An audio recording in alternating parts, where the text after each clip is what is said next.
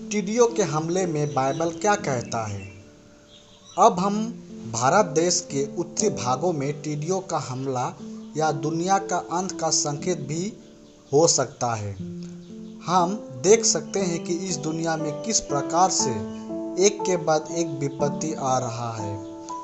हम देखें कुछ दिन पहले भारत के कुछ स्थानों में बहुत बड़ा साइक्लोन आया था। बहुत लोग बेघर हो गए, बहुत कोई मर गए। यह सब परमेश्वर का अंत का दिनों का पहचान है। हम जानते हैं कि कोरोना सारे दुनिया को काबू करके रखा है। बहुत सारे बच्चे बूढ़े इसके कारण मर चुके हैं और अभी टिड्डियों का आक्रमण जैसे राजस्थान, उत्तर प्रदेश, मध्य प्रदेश, जयपुर के शहरों में फसलों का आक्रमण किया और बहुत सारी फसल नष्ट हो चुका। सवाल है यह टिड्डियाँ आया कहाँ से?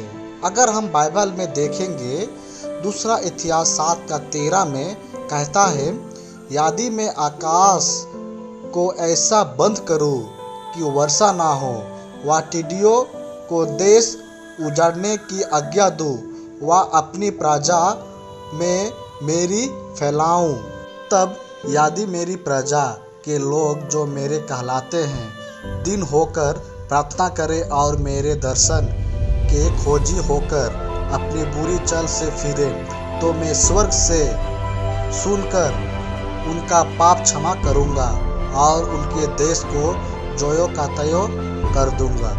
परमेश्वर नहीं चाहता कि हम इस महामारी से भुगते।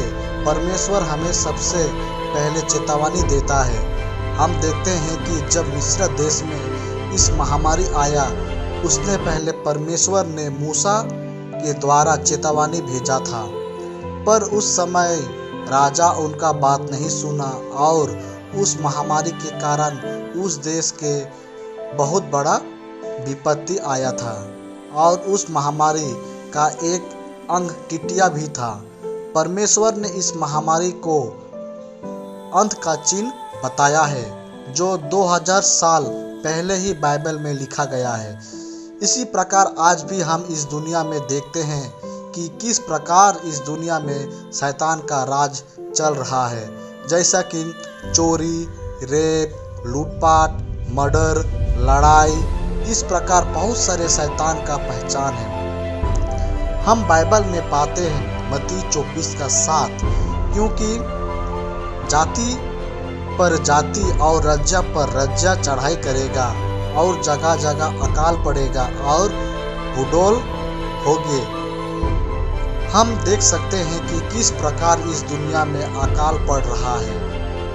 यह सब पहचान परमेश्वर का है जो बाइबल में दिया गया है। हमें इस मुसीबत से केवल यीशु मसीह ही बचा सकता है। दोस्तों, मन फिराओ, परमेश्वर के दिखाए रास्ते पर चलो, तभी हम उस अनंत काल के जीवन में प्रवेश कर सकते हैं।